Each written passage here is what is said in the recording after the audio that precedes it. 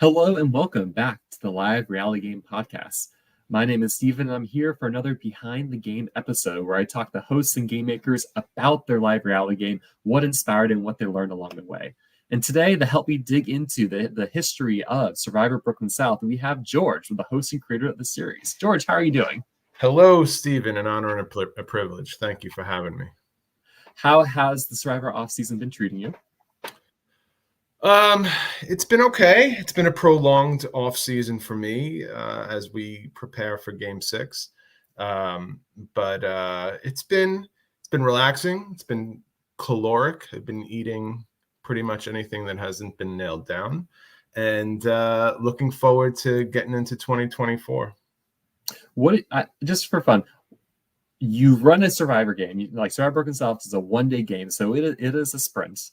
What do you like to do post-game to relax? What's the first thing you want to do after the game wraps up, or are you still just such in game mode at that point? So I basically disconnect. After I take an entire day to just completely disconnect from all social media, from communication. I need at least a day or two to decompress after a game, especially the one-day games that are like a marathon from 7 a.m. until like 10, 11, sometimes midnight. It's exhausting. It is an exhausting endeavor to host to produce and host those one-day games. So I just disconnect. I'll go and get a pedicure and a manicure and a facial and a massage and just pamper myself, just to get myself, bring myself back to reality. Which just have to be hard because that first 24, 48 hours is when all the cast is buzzing the most about all the coulda, shoulda, wouldas, I imagine. Yeah, I give myself just that one day afterward, and then I do join in on everything and when everybody rehashes through the group chats and new fights start and new arguments and people make up and they reveal what went on that I couldn't see while the game was going on, while I had 150 things to worry about myself. Because from my understanding, for protection hosts of the game, especially because you are managing, there's so many things you have to do. You don't get much sense of the game outside of what you physically do at tribal councils and challenges. So, what percent of the game do you feel is always revealed to you in the after game for you?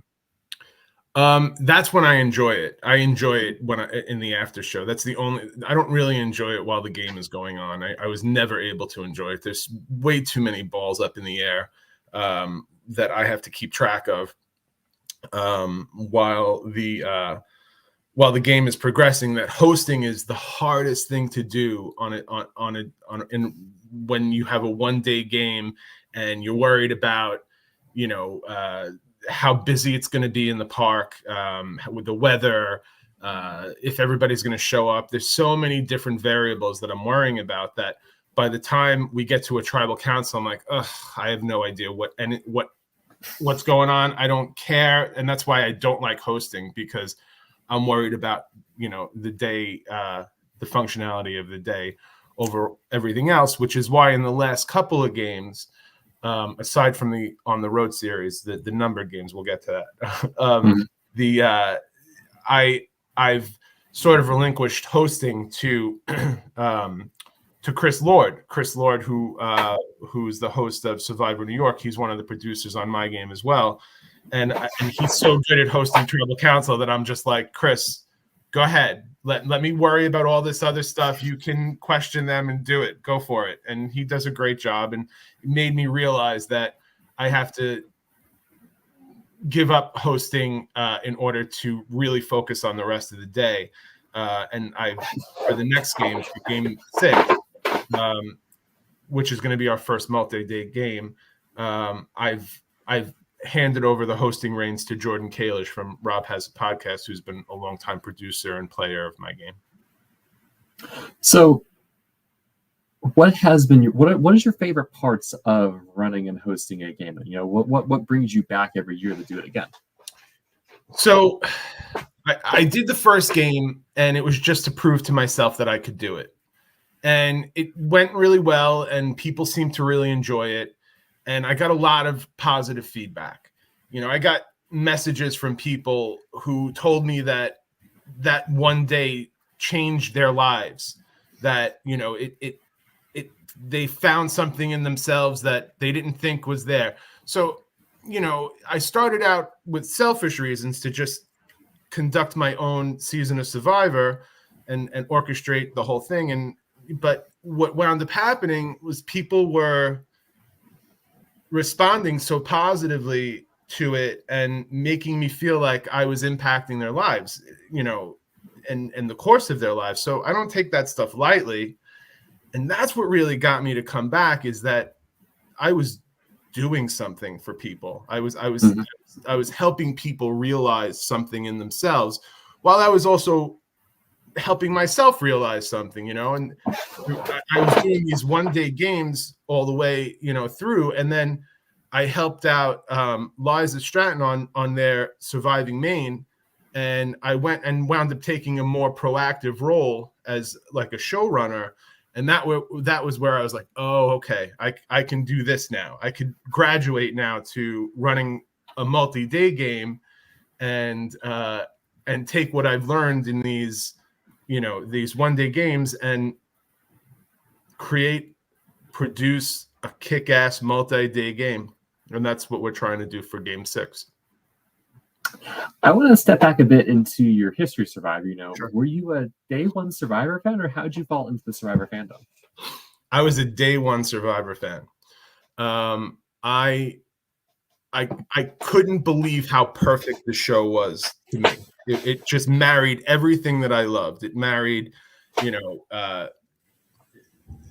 cheesy competition, reality components with theatricality and all this wonderful stuff. And, it was just unlike anything I'd ever seen. So I stuck with it the entire time.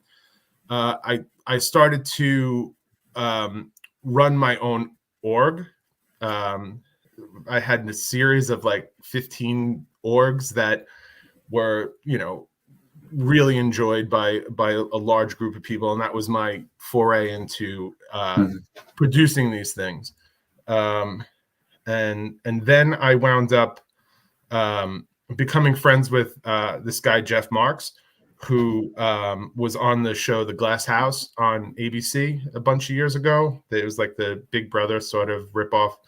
But he and I were friends, and he played Survivor Brooklyn, which was the origin of the series, where Andrea Belke played and Sophie played, and in Prospect Park.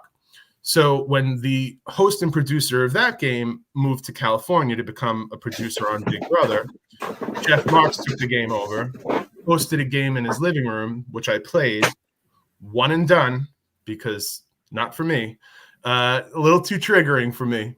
But I made it to like top 8 or something like that, 9, I forget. Pretty solid. Yeah, I had a good time. But it was there that I was like, oh, I want to do this.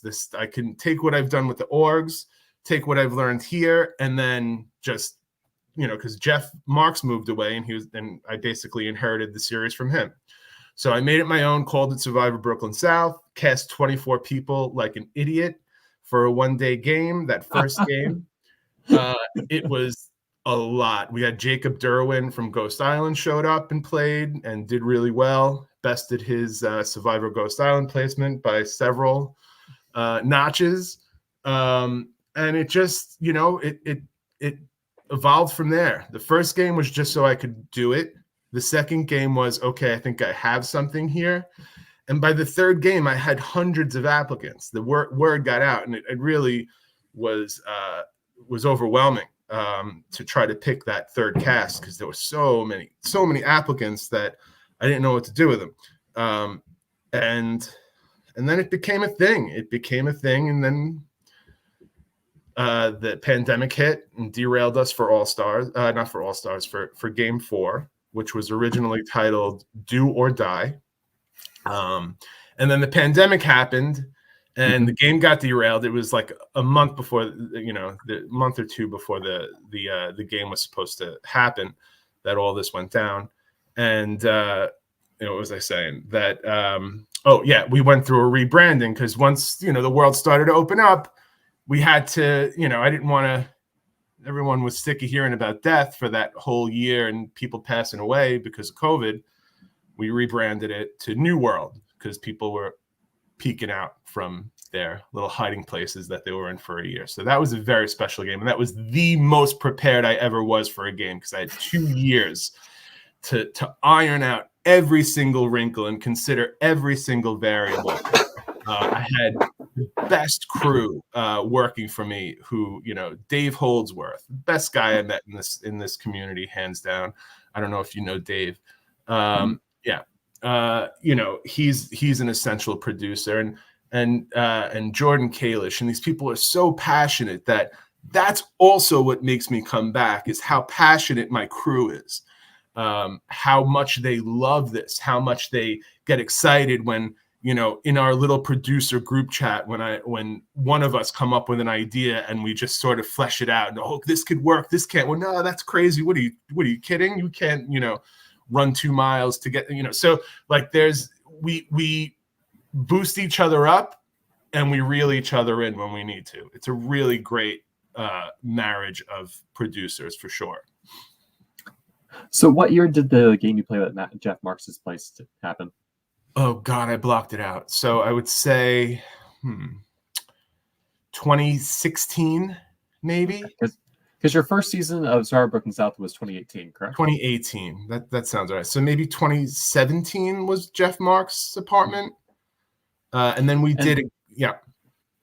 So you were involved in the org world. You played Jeff Marks' team. Had you heard of the other live rally games at that point? Or you're just like, hey, I'm just going to do this and we'll see what happens. That's the thing is, when I first started doing this, I had no idea that there were other series. Like I saw a couple little things on like I heard Real Foot, but that sounded like as close to the real thing as you can get. That's how I didn't even put my game anywhere near what they were able to accomplish.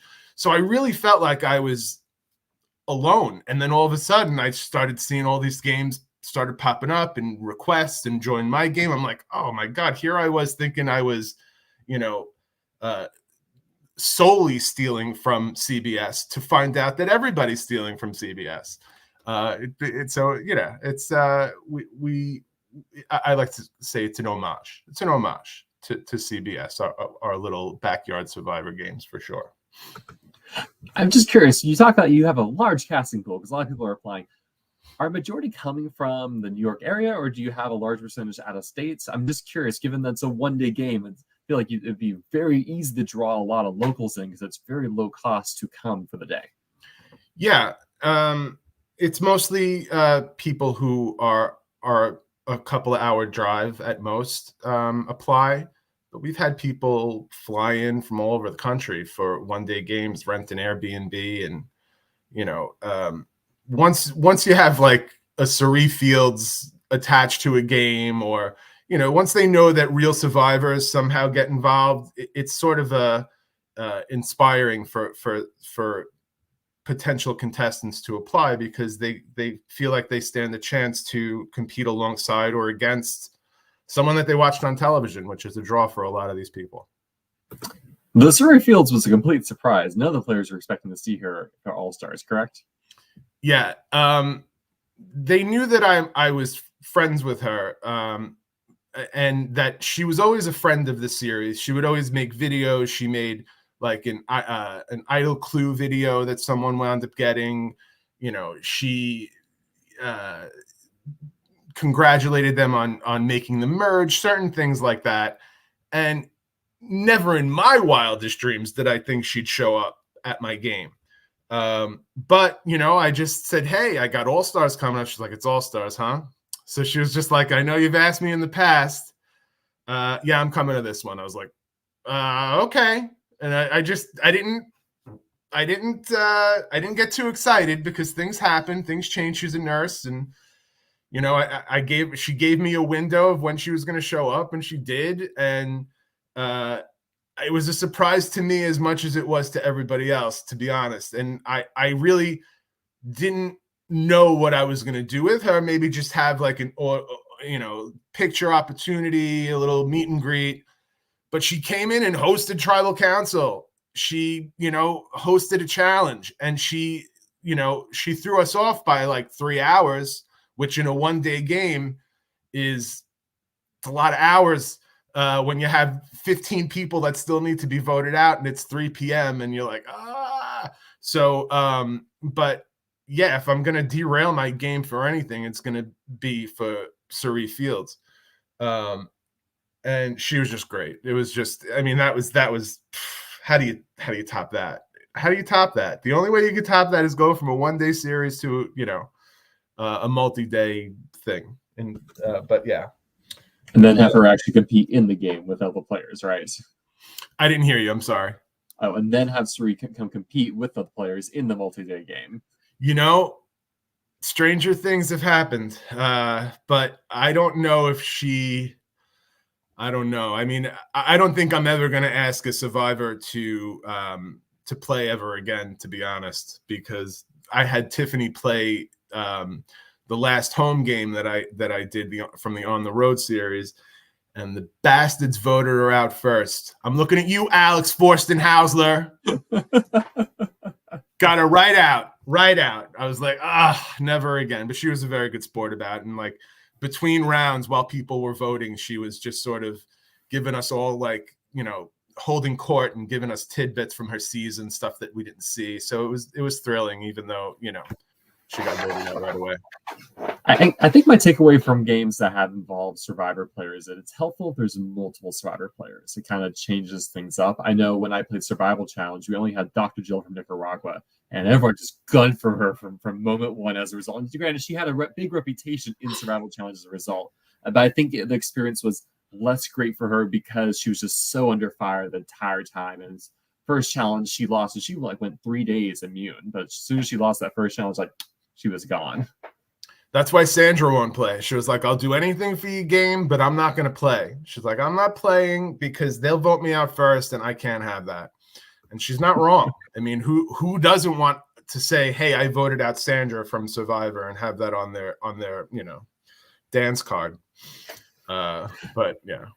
So I guess just one last question about Cirie. How did you meet her or get to know her or have her become a friend of the game to begin with? Where did this friendship begin? So it goes back to my orgs. I reached out to her on Facebook back then, and I was like, "Hey, Cirie, big fan. I do this thing." She was like, "Yeah." I was like, "You want to play?" She was like, "Yeah, why not?" I was like, "What?" She's like, "Yeah, I'll give it a shot." I was like, "Okay." So right there, I was like, I think I'm being catfished right now. I don't think this is really Cirie, because there's no way she's going to agree to do this. So we play the game, and she's voted out third. She doesn't really show up. She's the other players are like, I don't really think that's her. I don't think that's Cirie.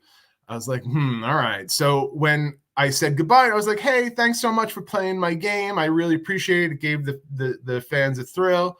I was like, but I got to say, they don't really think it's you. She was like, here's my phone number. Call me right now. So she gave me her phone number, and I called her, and we talked for a half hour and just talking about Survivor, non-Survivor. And I was like, wow, this is the most surreal moment of my Survivor fandom right here. And she wound up saying, I want to give something to you, and I want to give something to the person who wins. So she wound up giving me her I have it right here, actually. There's a clue from Panama, from Tree Mail, and I have her envelope from the auction from Panama. Let me see if I could show it to you. Wait. Let's see. That is amazing. Let me see if I could get it. Oh, no. Did I lose you? No, I'm here. Oh, wait. I can see you. You may not be able to see me. Oh, there you are. Yeah, let's just try this real quick. We're going mobile, people. Can you see that? Yes, I can see that. Wow. So that's my most prized possession in the Survivor fandom. So yeah, I'm a big fan of hers. She's the real deal. Doesn't get any better than her in my mind. Are you still active in hosting, running orgs, or for you your live game that's plenty of time commitment as is? The orgs are done. My series was called Facevivor because it was all done on Facebook. And I inherited that game from this guy Adam Kolodny, who's a very good friend and a bigger Survivor fan than I am, if that's possible. But I won't do orgs anymore. No shade, no hate or anything towards the orgs. It's a lot of work. It's a lot of work. The LRGs are more work, more accumulating of things. So I only have barely have time for that moving forward. So I want to dig into, what makes a one-day game work? What are the best methods and practices you've picked up over the years? Just because, given that you have less than 24 hours to go through anywhere from 16 to 24 contestants, that's a lot, and there's a lot that needs to go right over the day to make it happen. And like we were talking with Suri, every hour counts. Every minute counts. So being organized. I have a background in theater. I have a background in paying attention to details. It's really what it is, and that's the main thing is to be organized, to have the spreadsheets, to have the system, to know what's in what bin, so that the challenges are instantaneously set up between rounds. Being in sync with your setup crew, because that's the key. The key is setting up the challenges and getting everything where it needs to be in a timely fashion. You could have a shell of a schedule that you want to follow, but you have to be flexible.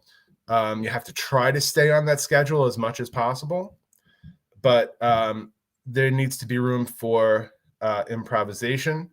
I look at it as an partially improvised theatrical event. That's how I look at LRGs. Preparation is key. Figuring out the variables, figuring out what are the possibilities for each little beat that I'm trying to plan. It's all about communication with the cast of what you expect of them, how you want them to behave, how you want them to, conduct themselves, set boundaries, and you have to convey to your cast that it's a collaborative effort. It's not just production and the cast. You're as much a part of this production as every single crew member. We all have to work together to create this thing and to crown a winner at a godly hour. Sometimes in a one-day game, you're rushed. And what winds up happening is you don't have an exorbitant amount of strategy time. You'll have 10 minutes between each round.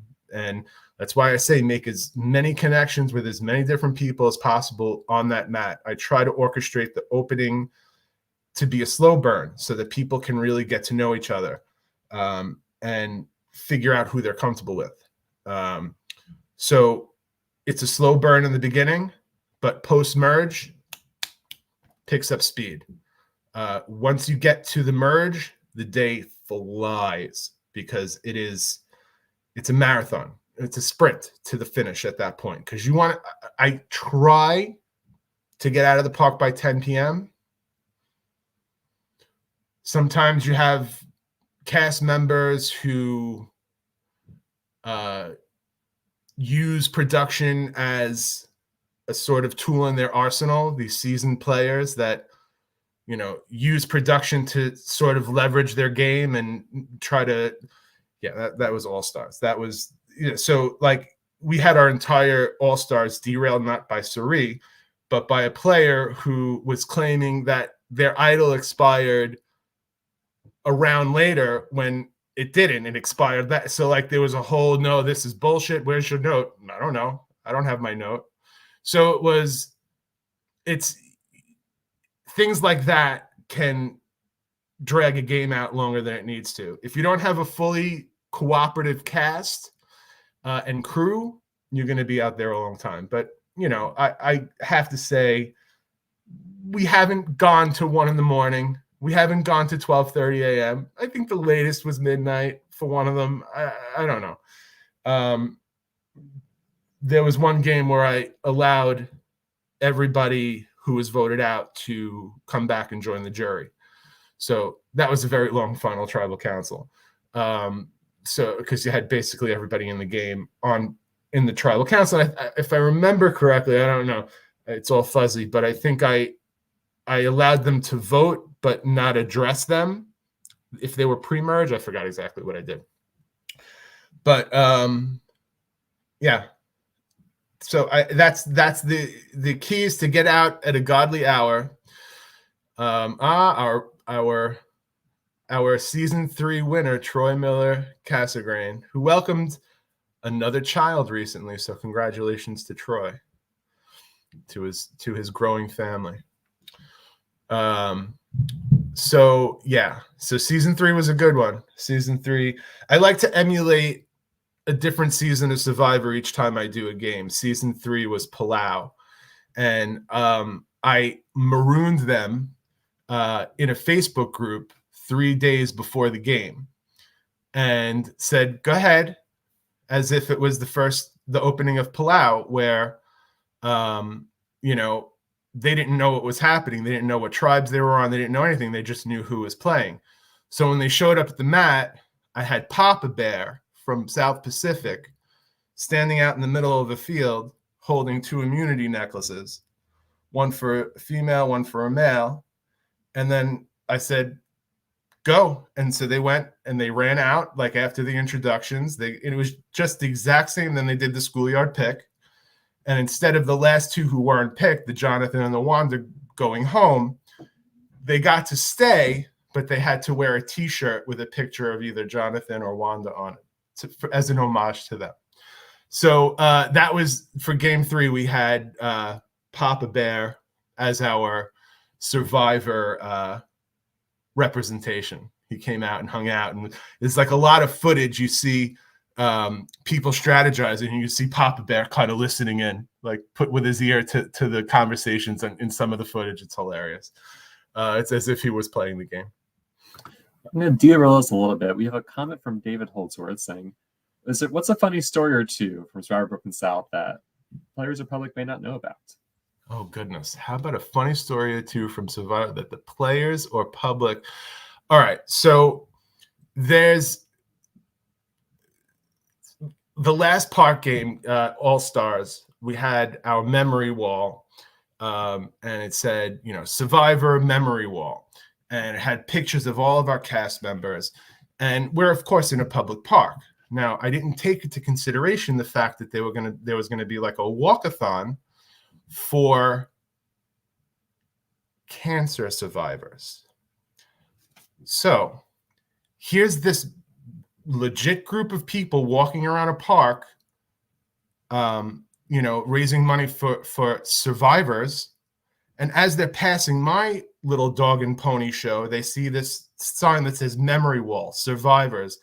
And people walked up to them and were looking at them, people who had numbers around them. They were walking and they're like, oh, so young. They thought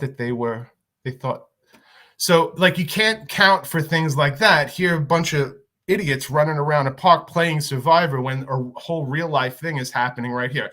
I took the signs out. Anything that said Survivor, I ripped it down. I was like, all right, we gotta acquiesce to this. This is so that's one thing that happened that I think is fairly hilarious, that we were it was very Curb Your Enthusiasm. I don't know if you ever saw that episode with Colby Donaldson.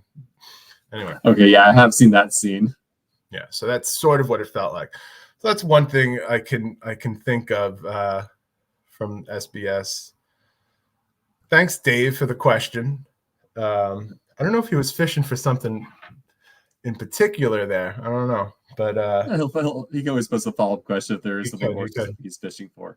So I want to dig into a couple of things you were talking about in terms of planning and making the game happen. One of the things that was curious to me is you said establishing ground rules and expectations for the players. Can you elaborate a little bit what that's like? Yeah.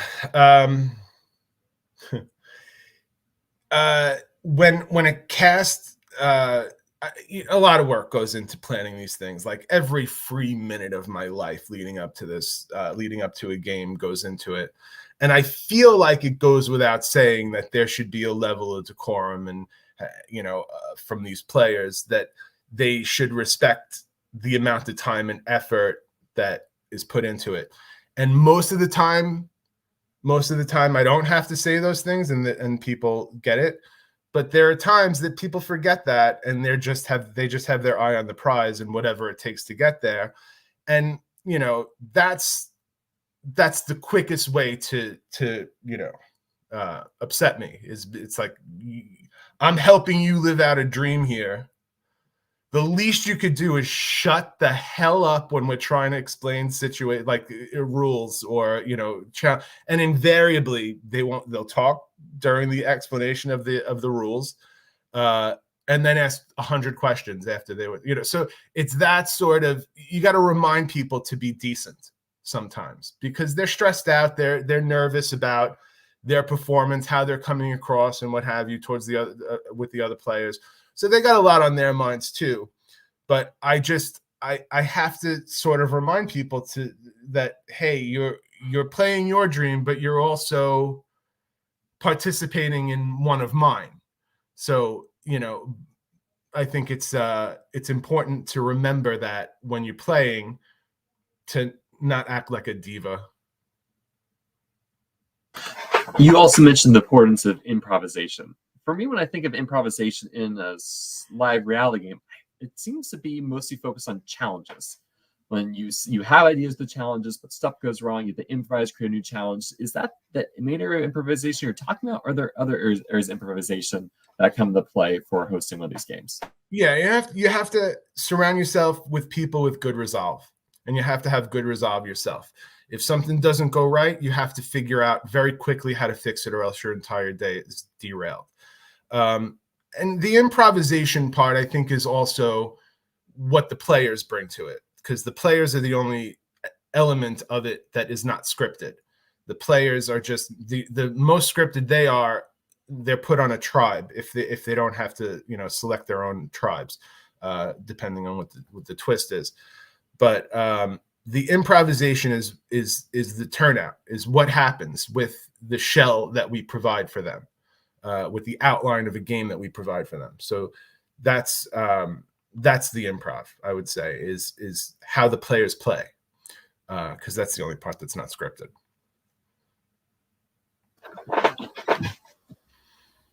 Talking about the volunteers you have to run a season, how many people does it take to run a successful day of the game? And I guess what's your ideal amount as well?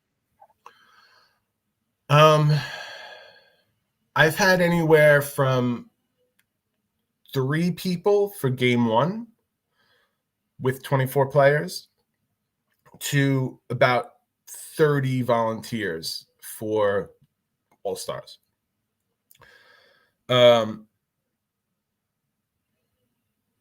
I think a lot of the people that volunteer are hopefuls, that they want to play and they want to ingratiate themselves somehow into the community. And that goes a long way with me.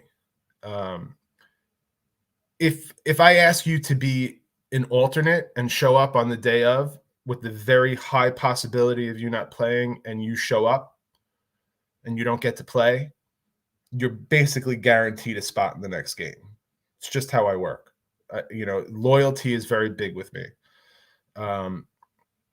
So I think that I show my crew a lot of respect.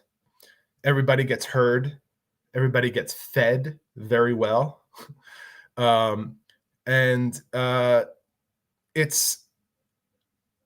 It's grown into a bit of a family.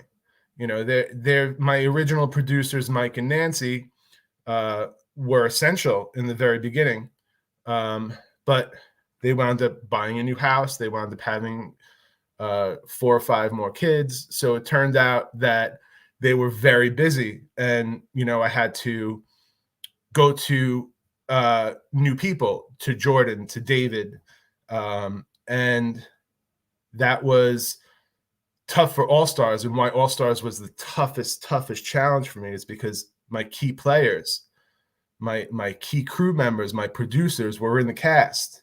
They were All Stars. So it was basically me for All Stars to wear every hat that I sort of assigned to other people in previous games.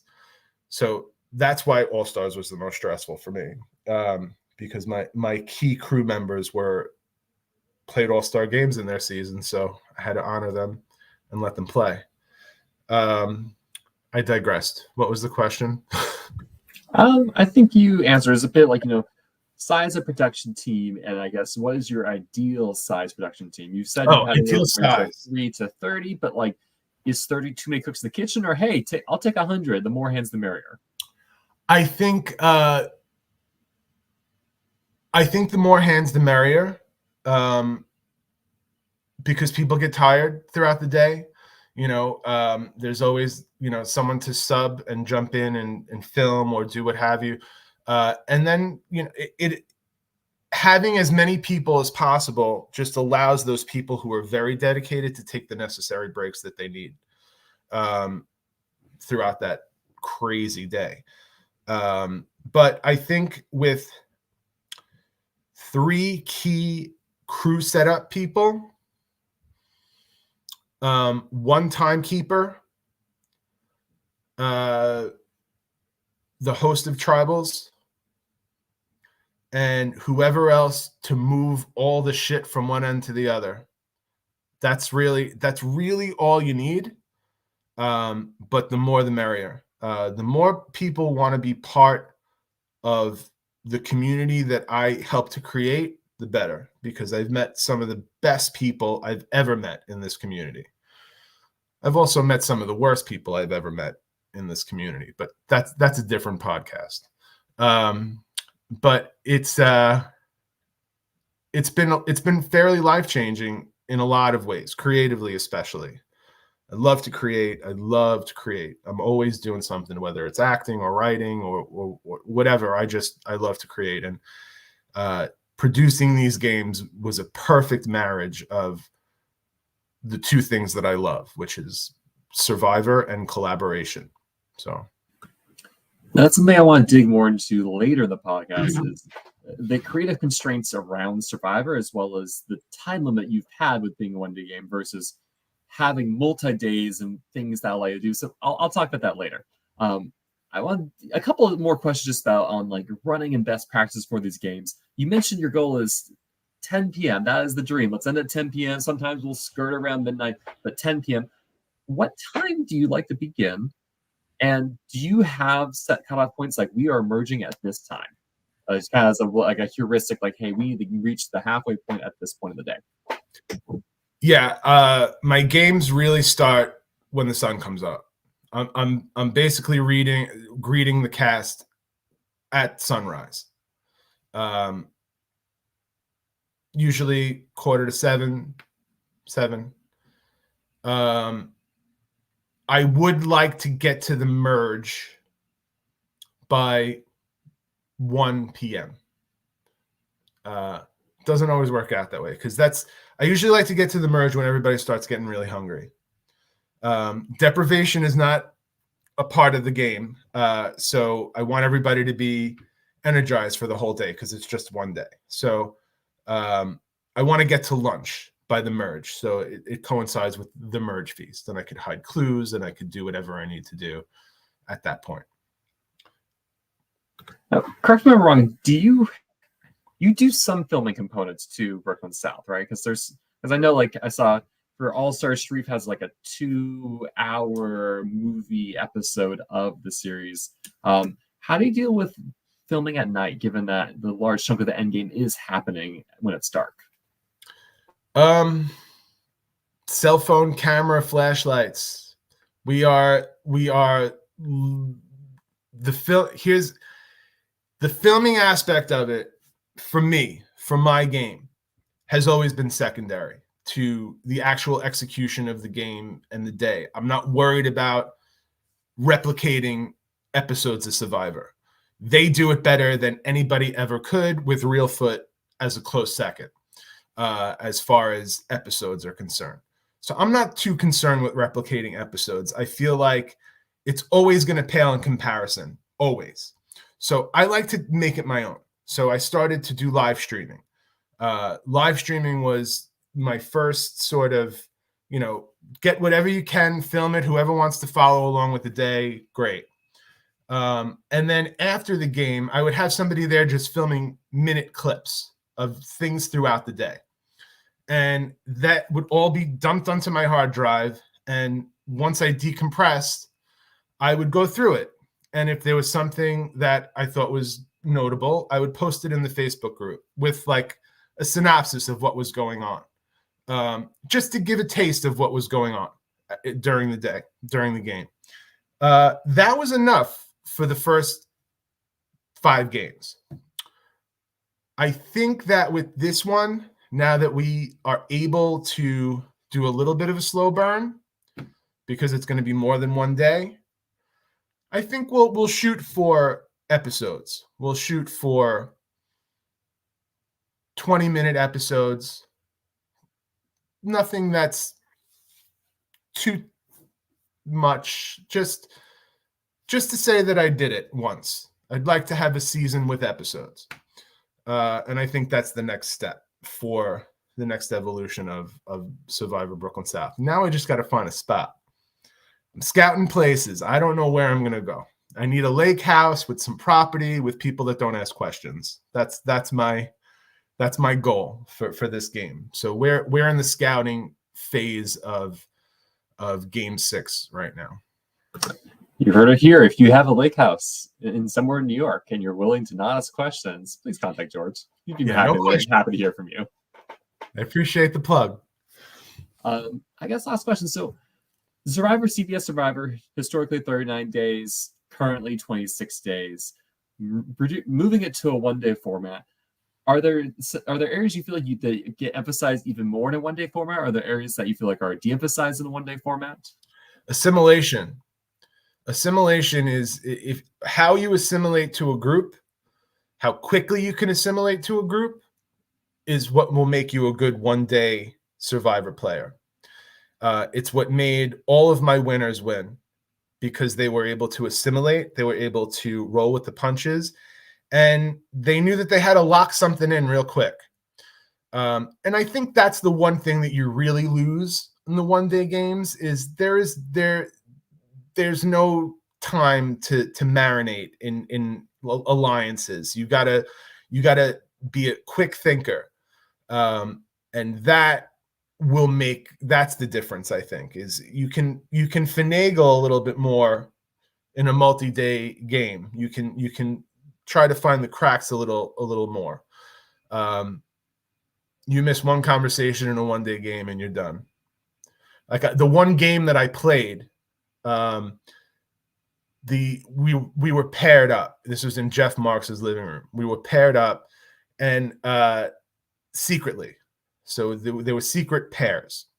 So we lost the first challenge, and this idiot, no names, decided to go to the bathroom right after the challenge, right after he lost the challenge for us. Well, that makes it easy. And we all went on the balcony of this apartment, and they were like, this guy, this guy, this guy. And I'm the only one that could have possibly, should have been like, hey, why don't we try this? But I couldn't do it. I would have gave up my hand right there. So you walk away from a challenge after you lose, and you're the reason, you're going to go home. And this guy blamed me. It was like, oh, you couldn't. I was like, oh. Anyway, so that's what I meant by triggering. It's like I couldn't deal with any of that nonsense. But don't walk away from your tribe after you lose by yourself. That's the takeaway from that. So I want to go back to the founding of that first season Survivor Brooklyn South, and let's start with the name, right? You mentioned before that there are a couple other games in New York at this point, right? You have Survivor New York run by Chris Lord. Matt Pavlich has run Survivor Brooklyn for 3 of the 4 seasons. How did you end up choosing Survivor Brooklyn South? So Matt had Survivor Brooklyn. Jeff Marks inherited Survivor Brooklyn. I inherited Survivor Brooklyn from Jeff Marks, wanted to make it my own, and just added the South because I'm from South Brooklyn. And the park that I do it in is my dad was a football coach. My late father was a football coach, and he taught, inner city kids football, and sometimes at his expense. And when he passed away, a street near that park was named after him. So as a way to honor him, I spent a lot of time in that park as a kid while he was a football coach. I basically brought, my style of competition to the place where my dad was his happiest self and where he was honored. So it's partially, mostly why I do it there is because of him and what he brought to that park. So Marine Park was a slam dunk, like, hey, we're running this game here. Yeah, I mean, I had to appeal to politicians because I wasn't smart in my first approach to getting a permit. I thought honesty was the best policy. Hey, we're going to do Survivor. I'm bringing in balance beams to your park. We're going to have, we're going to be running. We're going to be tethered, blindfolded. We're going to be, you're going to do what now in a public park? What are you going to do? So the first time I proposed actually what I was going to do, eventually they gave in and allowed me to do it. Every year after, I was like, we're going to do a Survivor-themed birthday party. We're going to be playing, we're going to be doing beanbag tosses and pin the tail on the donkey, just so that we don't piss anybody off or raise any eyebrows. Yeah. So Marine Park was a slam dunk. It's, I know that place better than anywhere in Brooklyn. So it was a no-brainer, but it's time to cut the apron strings and do a game and starve these bitches a little bit. And this is the main desire to move locations, mainly just because public park, you can't really just have people sleeping there overnight. You want to have a more camping style experience. Yeah, I want. I don't want to be looking over my shoulders as to whether or not we're going to be thrown out, because a game that I co-produced with Jeff Marks in Central Park, we just went in guerrilla style and were chased all over that park they hated what we were doing. I mean, we were brazen. We set up tents in Central Park. I don't know what we were thinking, but I forgot why I brought that up, but we did that in really horrible conditions. It was pouring out. Oh yeah, you're at the mercy of so many different variables. I need to be in a situation where I don't have to worry about that stuff so that I could focus primarily on every single thing that's going on in the game. I've handed over, like I said, the hosting reins to Jordan, which is huge. That's going to take a huge weight off my shoulders for this game moving forward, so I could focus on other things. I think that's one of the things that has surprised me talking to hosts is the difficulty of just getting a space and not being harassed by park rangers, etc. Even with your permitting, did you still have encounters with police or park officials saying, "What are you doing here?" Like, whoa, hey, you permitted this? I have permissions. Don't stop me here. Yeah, we haven't had any trouble. It's been, knock on wood, it's been seamless. It's been. I've always worried about it. I'm always trying to hide some of the bigger props and because I bring 8 balance beams into a public park like I own the friggin' park. I don't know who I think I am half the time, but I definitely know that I'm overstepping as far as the park is concerned. So I know that it's going to take one park asshole who has nothing better to do than to. So I'm always worried that there's going to be someone that's like, hey, you can't be doing that, and then it just derails a years worth of planning. So yeah, I think the next logical step is to eliminate that variable. You had a core production team these first 5 seasons: Michael and Nancy Hebranco, as well as Matthew Schwartz. How'd you bring this team together for this first season? Their family. Mike and Nancy played and both won at separate times my orgs, and they're childhood friends. They're people I've known like my whole life, pretty much. And same with Matt. Matt and I go back, 20 something years. So like it started with people that I trusted, basically with my life.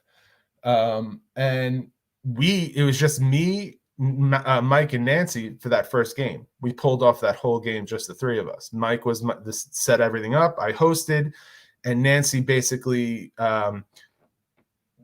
kept everything in order, kept the production table running, and so that was how we did it in the beginning. And then just as it built some steam, just had a lot of people that wanted to work on the game. So there was a lot less on their plates, and I was able to delegate to people who were, didn't have multiple kids and a mortgage and all this stuff, and people that had a lot of spare time. So it evolved. Our production team evolved. Dave Holdsworth and Jordan coming on. Their enthusiasm for these games and Survivor in general is unparalleled. So, it was always exciting when the three of us would get together. So they're the two that I'm, moving forward with in Game 6 as my core, as the producers. And then everybody else, I open, and then there's another chat with the rest of the crew. And sometimes we want to outsource an idea that we can't agree on. So we'll go to that second big group of people who will weigh in and let me know what they think. So it takes a village. You end up choosing a one-day game length for the first season of Survivor Brooklyn South. Is this because it's kind of being inherited from Survivor Brooklyn? Is it simply because it's easy to get in and out in one day? Talk me through a bit of that decision. It just always it was what I knew from playing Jeff's game and working on one of his games. It always just seemed like a one day thing to me. I couldn't even fathom hosting a multi-day game or producing a multi-day game when I first started. I never thought that I would have that in me. But now I do. It took 7 games basically, because I had the first 5 ending with All Stars, and then over this last year we did 2 we call them on the road, where we would court a person with a property or a place that you could see a Survivor game playing out there. And Meg and Andy were the last 2 people who we did games in their homes, and they were pretty epic. And I would tailor it to the sensibility of the host. It would be planned. Meg had a beautiful apartment in the city with a rooftop, and that was more of an elegant vibe, where Andy is more into pop culture. And we wound up, going with a sort of a pop culture theme with his, a lot more fun. And so that's a little side gig that we do on the off season. That's what we're gonna, you can't really be outside in a park in January, but you can be in someone's heated apartment and play out Survivor and try to make the best of it. And we've had some good results. So when you came to the decision to run your first season, where did you begin? Was it casting? Was it pulling production crew? Was it designing? Where did you start? I started with casting. I was like, who can I get to play this game? And I worked on those couple of games. I played the one in Jeff's apartment. So I had a nice little core group of people I was able to invite as my guinea pigs for the first season. So that's how that started. Excuse me. So one of the things you mentioned earlier is that you had your largest cast that first season, 24 people. You've gone up to 20 since then, but never 24. Was that done once and never again? Or is it just like, hey, it's just doing 24 my first time was too much? Talk to me about that decision. And so Jeff did 24 in Central Park. So I just figured, I'll do the same thing. He did 24. We got through it before midnight. So that was my decision. That was like, I just figured, I guess he did 24. I'll do 24. Never again. It was 18, except for I did 20 for All-Stars. But 18 is a good number. For a house game, I think 16 is a good number. Go back to old school numbers, like first few seasons. So looking back on that season overall, what do you think went super successful? What were areas you're like, I think I can do this better next time? For which? Season 1. Oh. Season 1,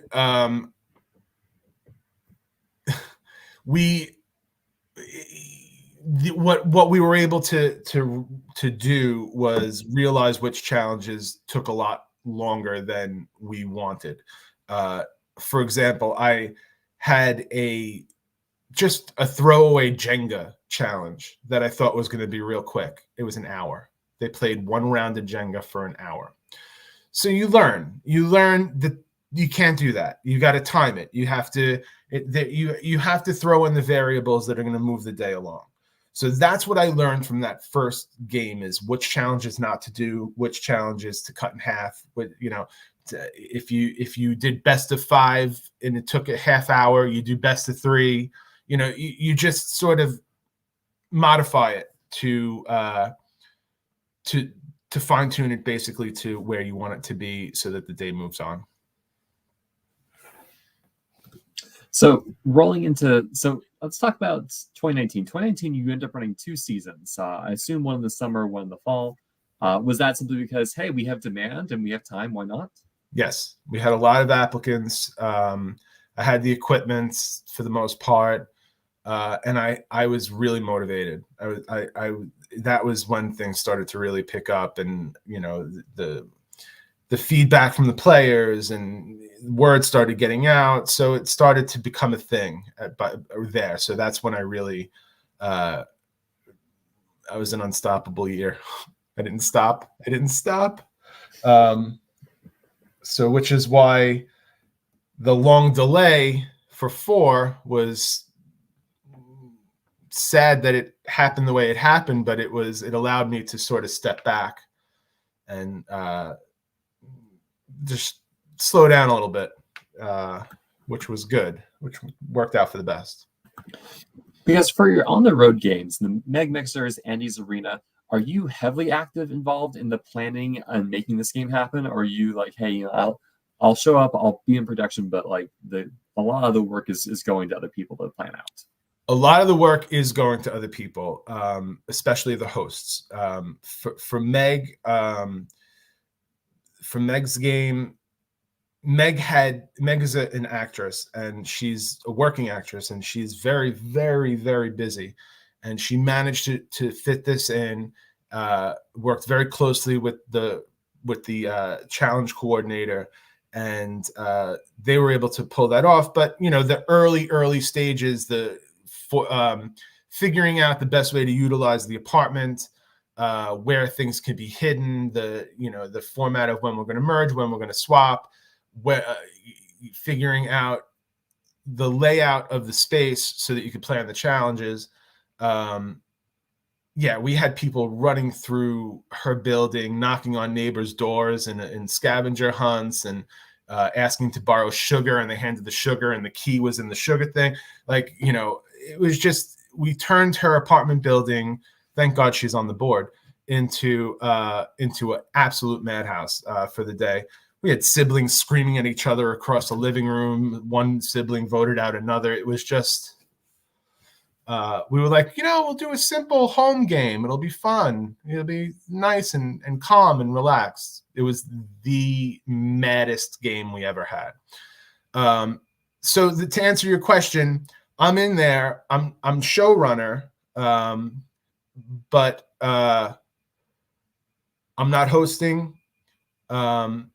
I'm sort of just overseeing the day. I'm Mark Burnetting the day in the on the road series. And then for Andy, I think Andy was born to do this, and Andy, needed very little guidance. He had a very clear idea of what he wanted to do, and we did both of those games under the banner of Survivor Brooklyn South with our applicant pool, and they recruited people that they wanted to play their own games. It worked out really well. Both of those games, we really we pulled out some magic there. I didn't know if we were gonna be able to, but the fact that we weren't worried about a park, worried about weather, those were the two less things I had to worry about.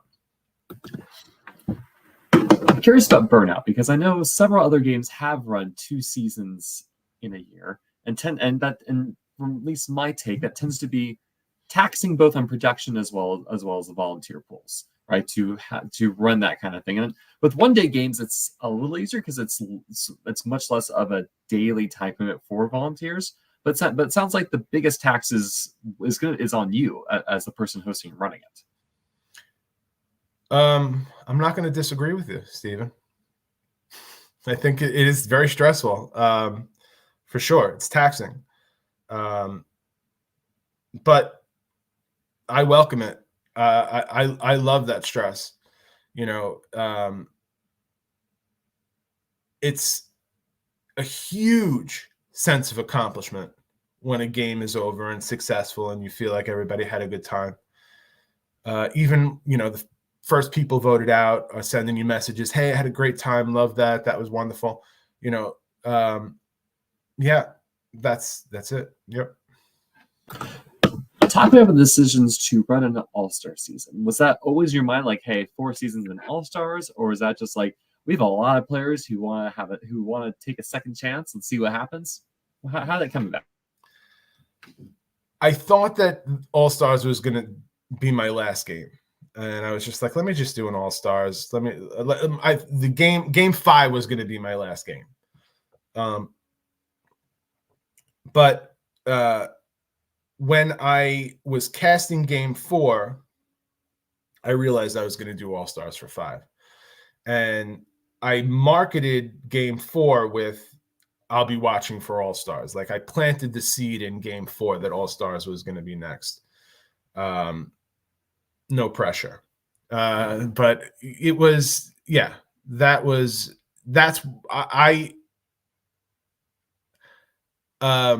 I just wanted to see those personalities who I got to know through their respective games, sort of, how they would act in a different situation. That was the draw for All Stars for me. I regret doing All Stars when I did it. We had a lot of entitlement on that game. Sorry, by entitlement, are you talking about on yourself or in players? Players who were playing these things, and I mentioned earlier, sort of use production as a weapon in their arsenal. And there's, for example, there was a person who I thought was on crew because they were on crew for the previous game, and I just assumed they were going to be on crew for the following game, but they weren't asked to be an all-stars, and little did I know they were salty about that. And I was sharing, secrets of a tentative cast list with the crew. And this person wound up bringing that list to people who were on the list, So because they were pissed off that they weren't asked to be, and they didn't play an all-star game in their season, So that wound up putting a bad taste in my mouth. So to remedy that, or what I thought was a remedy, I was like, you guys want to, and like things were coming back to me. They're pre-gaming, they're talking, they're this, they're that for All Stars. I says, all right, you guys want to pre-game without permission? You want to share, cast lists with other people? Here's your cast 4 months before the game. Have at it. Go ahead. They didn't like that because there are people that had the time to strategize and pregame, and then there were others who did not, and blame that on their demise. And in retrospect, it was not a great decision to do that, but in my mind, it's like you can't police pre-gaming. The only thing that you could do is let everybody start off on the same page and know who's playing, so that there are going to be those pre-gaming. So it's things like that that put a damper on All Stars, because they showed up on the mat and they were exhausted. They from months of strategizing, and that was my big mistake. Out of the entire series, aside from trusting a few people who wound up not working out, that was my biggest mistake, because they had something to blame things on, and I didn't have time to strategize. Okay, other people did, and so that All Stars was memorable, but not always for the best reasons. According to the players, they had a great game for the most part. They enjoyed themselves. It was exciting. We had Suri. We got out before midnight. So it was good, but there was an entitlement to some of the players who are playing almost every game that is out there, that they're touring the circuit, I call it. So the junkies, some of them need to take several seats. Yeah, I mean, it's been interesting seeing different games have different philosophies when it comes to casts, right? So, for instance, Surviving Bloomington, fully public, granted it's only first names, but it's kind of like, hey, like I recognize you and you. It's like if you've played some games, you're like, hey, some of these people are familiar with me. For instance, like I recognize John from him playing Outlast in Boston. I was like, okay, I've seen this person before. And so I kind of had some knowing coming into the game, which is very different from that day one blindfold reveal, like, here's the people around me. I know Realfoot, for their All-Star game, released the list 2 days ahead of time. The players like, hey, here's the people playing. Like they just kind of put it out there to the players ahead of time. And players themselves can have different viewpoints and takes on pre-gaming. And sometimes I've seen it comes out in Final Tribal Council where people are like, hey, like we wanted this to be in the game arena. You took it outside the game arena, and it drastically can influence how people vote as a response. So I don't know if there is a good and easy answer, but it definitely sounds like your hand was very much forced. And I at least appreciate, like, hey, let's at least even it out. If some people have information, everyone's got this information. That was my intent going into it. Mm-hmm. Not everybody saw it as such. Mm-hmm.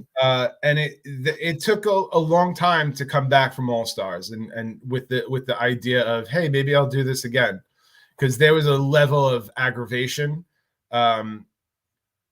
that was really hard to get over, considering the amount of work that I had to do, because my crew they were all playing the game. So I was basically an island of one on that game. With I had without Amy Howard and Laura and Matt, they helped me run that game. They were my stars, and Laura and Amy, took on a lot more than I think they anticipated. But it takes a village, like I said. And they really stepped up to the plate. I think what you're experiencing is truly not unique. For instance, Realfoot ran its game last summer. I heard, there were a lot of people who were expecting the invite that also didn't get the invite themselves. And it's, I myself, I would have loved to take a stab, but I was like, hey, if I'm not the great fit, I'm not the great fit. It's like, and I think it's important to say, like, as a player, I want games to have the best possible game they can play. If I'm on the cast, I love that. If I'm on the cast, that's okay. And I don't know, it's just, I agree. It's like, I feel like post game, sometimes you hear, it really seems to people are like, yeah, people are like, I played great and therefore I've earned my spot in the next cast. And it's like, Hard to say. Yeah, it doesn't always work out the way you see it, and it's rough because people really want to play. They love doing it, You talked about the circuit, but like these are fun. These are great. These are adventures. We get to push ourselves out of our comfort zone, do all these crazy things. So I mean, as a person who's played like over 5 games, it's like I am kind of guilty of that. It's like I really enjoy it. How do you find the casting? I know this is your show, but I'm curious. How do you find the casting process for the 5 times that you've played? Did you feel like it was a tough process? Did you get put through the ringer, or was it basically an application, maybe a quick interview, and then cast? I'm just wondering, because I know how I do it. So I think most games. So my first one was Pirate Survival Expedition. I got referred to apply to them when I got denied from Survival Challenge, and I did a Skype interview with them and my Blood versus Water partner, so that was like, I was like, all right, I have no idea what I'm doing. Here I go. Survival Challenge, simply send in my video. There was no interview to my recollection. It was simply send your application, send your video. Realfoot did have had a video component of the app as well as an interview after. Survivor BC, I just remember doing I think there was just a video interview, and then I did a video interview for Survivor Bloomington as well. And so most of them had some sort of like Skype, Zoom, 30-minute interview components. I think Survival Challenge was unique and said, because they're like, hey, send us a packet of stuff and we're going to evaluate that packet. And I think maybe nowadays they maybe will have like a follow-up call for people who are on the edge, I want to say. I'm not quite sure. That's all good information. I've always gone by gut. I've always you'll send me an application and I'll chat with you on social media. They'll usually be, for my application, I ask for just an intro video, less than a minute. Just, hey, I'm this person. I do this for a living and this is where I live, type of thing. And I go by gut. I hear some of these series that put possible contestants through the ringer, hour and a half Skype interviews where they're trying to, to me, it's just convey how badly you want to play Survivor. Are you available on this date? And that's it. Convey to me that you want to play, that this is going to be something that you can't live without. And chances are you'll get cast. I'm casting right now for Game 6, the first multi-day game. We have a great contestant pool, but it's not closed. We're still accepting applications, and we don't have a cap on that just yet. But the application's still open. Applications are still open. I hope that we get as many people that want to play this as possible. We have a lot of new people that have applied who have never even played these things. And that was the beauty of having Sari in my corner. Is she advertised my stuff and got a bunch of applicants based off of just her recommendation. Very exciting. I am posting the application for season 6 in the chat. Oh, sweet. If anyone has any interest.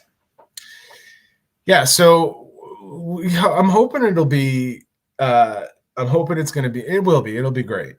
Just working on surviving Maine and sleeping outdoors for a couple of days and working on that crew, and that was eye-opening for me. That was okay. You can do this, because that was where on a one-day game you need quick resolve.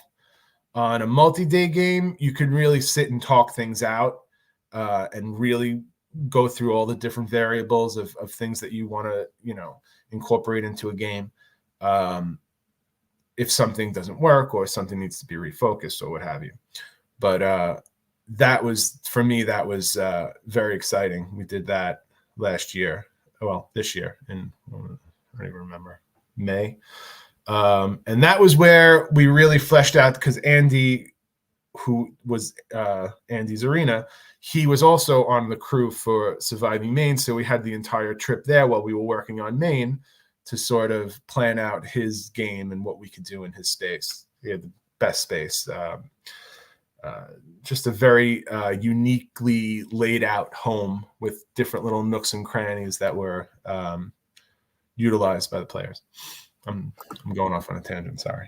Well, so I want to dig into a little bit of your experience on helping a projection surviving man. What do you feel it was inspiring for you, or was it mostly like saying like, can I do this? Can I do I feel comfortable hosting, producing, or being involved over a multi-day format?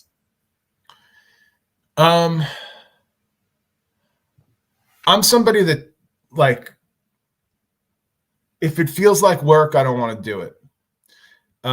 It's just how I am. And on all the things that I've done, all the crews that I've worked on leading up to my game, it never felt like work.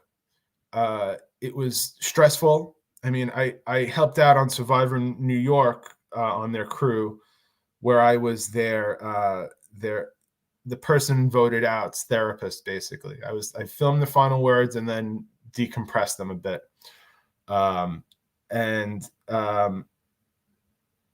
I found, and that was during a friggin' monsoon. It was, we were saturated. Our fingertips were white and just basically pruned. And we just look at each other and laugh that we were voluntarily putting ourselves through this. And that's the thing. It was the best horrible experience of my life. Make sense of that. That I would go back time and time again, even though during it's like, we don't have to be out here in this. That no one's gonna die if we all are like, let's just go inside now. But there's something about completing it and getting through it, and even on the worst possible circumstances, the sense of completion and the community that's developed between people, you just can't beat it. And this community is very special to me. And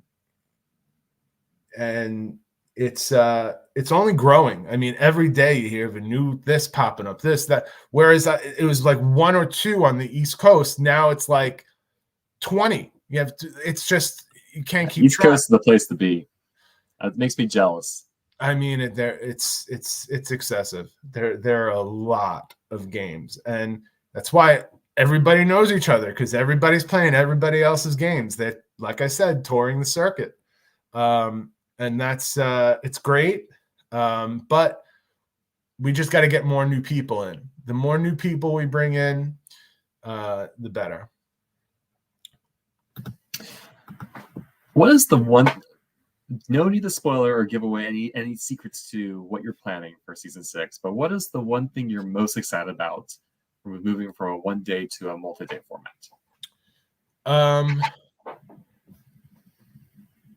Making people starve. I think I'm looking forward to the deprivation element.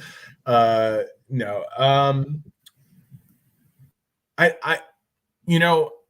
always think big when it comes to these things. I always try to make it as grandiose as possible. And I know that I have a memorable, kick-ass game in me. I have the whole shell in my head. I know where the beats. I know the season that I'm going to be emulating. Tone, basically.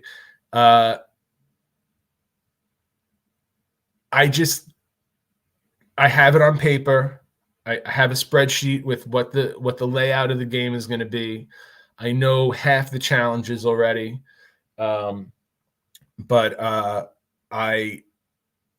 I'm just really excited for it, because I know that whenever I put my mind to something, and I get passionate about it, I pull out all the stops. I'll collect $200 from every player for a 1-day game, and basically match that amount of my own money, because I want it to be as spectacular as it possibly can be. I want there to be art. work. I want there to be a theme. I want my seasons to be differentiated. You could say season 3 and you'll get a picture in your head of the colors that I used and the, I really, really try to go all out, and I do. So I think that going from a 1-day to a multi-day, knowing that I've had a test run with Surviving Maine, and now it's going to be mine without any sort of, it's just going to be sky's the limit for me. I pull out all the stops because I want those players to walk away going, wow, that was an experience. That was something. Now I want to apply to the real show. Now it's my goal to get onto the real show. Not me. They would actually kill me if I was on a season of Survivor. I would be the first person they actually murdered, because when I get hungry, I have no friends when I'm hungry. I guess my last question is, you mentioned that you've emulated every season after a CBS Survivor season, and you mentioned season 3 was Palau. What was 1, 2, 4, and 5 emulated after? So 1, believe it or not, was All Stars. I used the colors and the tribes for the tribe names for All Stars. That was it's not a popular answer, but I loved All Stars. Is one of my favorite seasons. I loved All Stars. That was the most dramatic for me, and that was why I did that, because at the time that was my favorite season. Season 2 was Brains, Brawn, Beauty, which I had Andrea Belke as a beauty. And I actually asked her, I was like, look, I'm doing Brains, Brawn, Beauty. You could fall into all 3 of these categories. I'm going to let you pick because I don't want to insult you. She was like, put me on Beauty. People will underestimate me. I was like, Andrea, people know you. They're not going to underestimate you. So she did really well as well. She made it to merge. And so that was season 2. Season 3 was Palau. Season 4 was South Pacific, because I had a cast member from games 1 through 3 come in as sort of team captains. That we started off with a team captain challenge where the 3 returnees faced off against each other, and the winner of that picked which tribe they joined. So South Pacific, was it South Pacific? Wait, which was the Redemption Island? Which was the returnees that were medevaced? Is that Philippines? Philippines, yes. That was what it was, Philippines. So there would that had Penner and the people that were medevaced come back. So instead of medevaced, it was just people who played a good game their first time around, but deserved a second chance. So that was how I did with that. And then actually Jordan Kalish was the inspiration for what we're doing for 6. It was his sort of proposal, which I won't say. But if we have our way, it's going to be pretty memorable. That's as much as I'll say. As we wrap up here, George, is there anything about Survivor Brooklyn South that we didn't dig into and we should?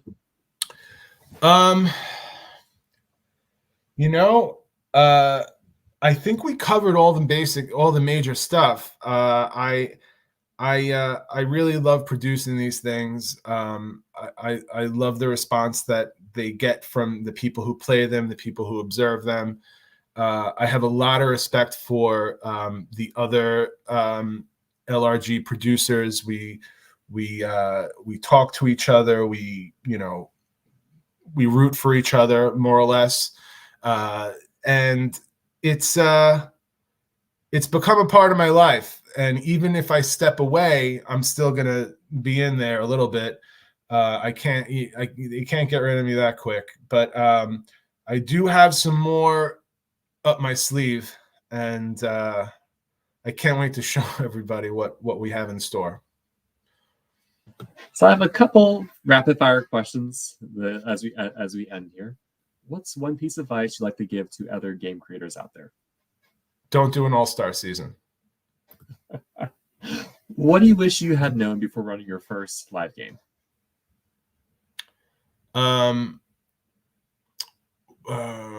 what do I wish I knew before producing my first live game?